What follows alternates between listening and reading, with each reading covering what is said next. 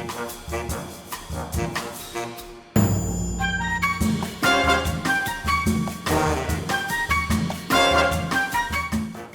Paul. Thank you so much for making time for this interview pre-summit. Let's start with the first question. Tell us a little bit about yourself. Yeah, so Paul Langlois. I lead the enterprise careers learning and engagement function at Ecolab. And a little bit about me: 5 kids. I've been married 31 years. I'm a St. Paul native and spent most of my life in St. Paul. I really enjoy hiking, fishing, canoeing. Spent a lot of time in Boundary Waters in northern Minnesota.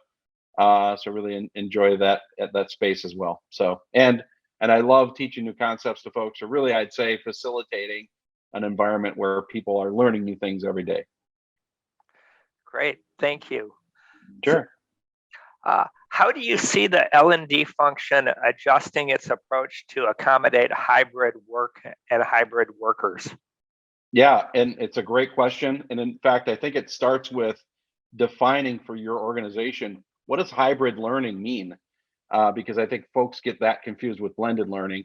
And so to us, hybrid learning, it really means I have a combination of people online and in a classroom at the same exact time. And I'll say honestly, for us, it's not yet working. Like we're really not doing that well, and because we just don't have the technology to do it well. And so I think, preparing your teams for this environment, I think it's two things. Number one, really understand the new technology that's coming out, and if and when you're willing to invest in an environment where hybrid learning can really happen. And then I think secondly, you're going to have to develop content now for virtual delivery and in-person delivery at the same time, so that folks have the option of bringing everybody together in person or delivering that content in a virtual setting. And so I think you've got to demonstrate a lot more flexibility and probably double up on a lot of the content you're creating. Next question.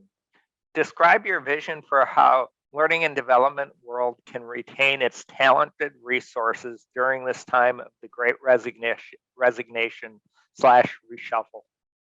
Yeah, I think it's a great question, and because there's a lot of talent moving around and coming up with new opportunities.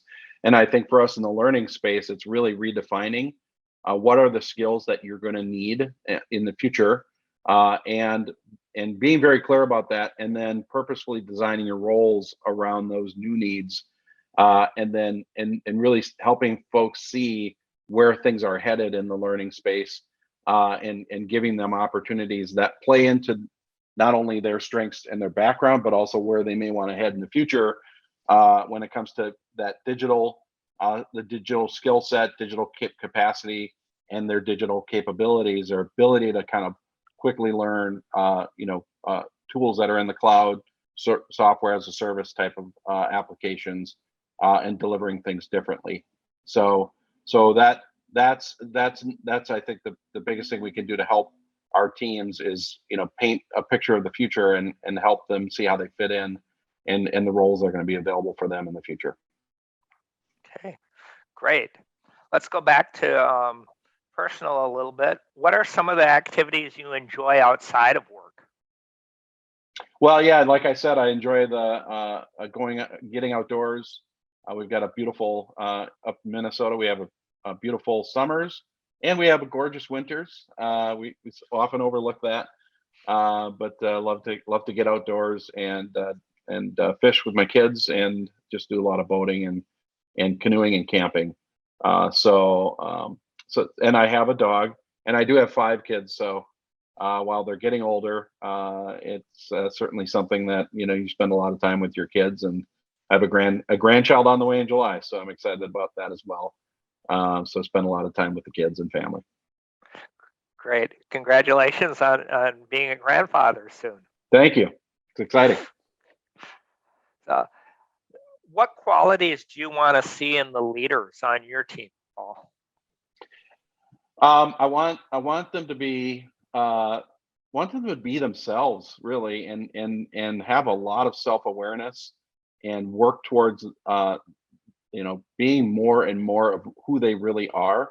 If I've learned anything in the in the many years I've been working, it's that as I grow, I become more of who I am. And I always want my folks to be thinking more about what are the things that really get me jazzed, get me excited. What are the things where in my sweet spot. I am doing things that really get me going, and how do I keep building activities in that direction.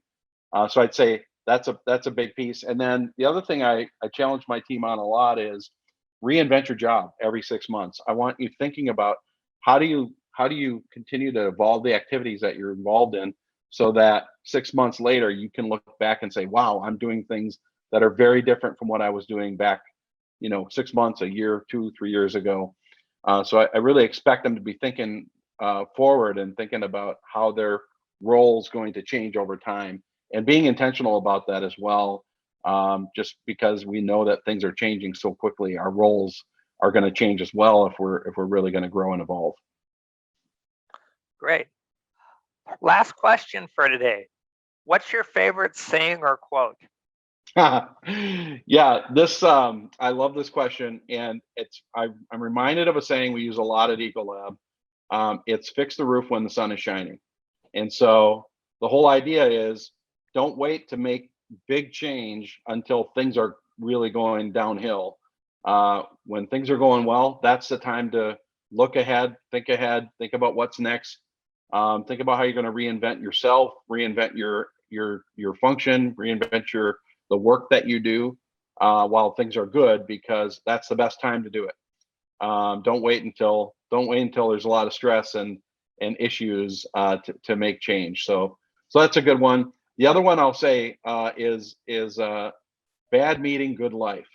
Meaning, get the issues out on the table, talk about them together in a meeting.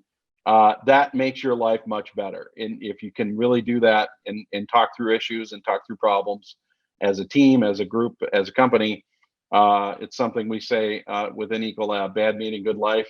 Not that all our meetings are bad, but meaning, get it out on the table so that we can talk through it and work constructively towards something that'll be great, so we can all have a great life.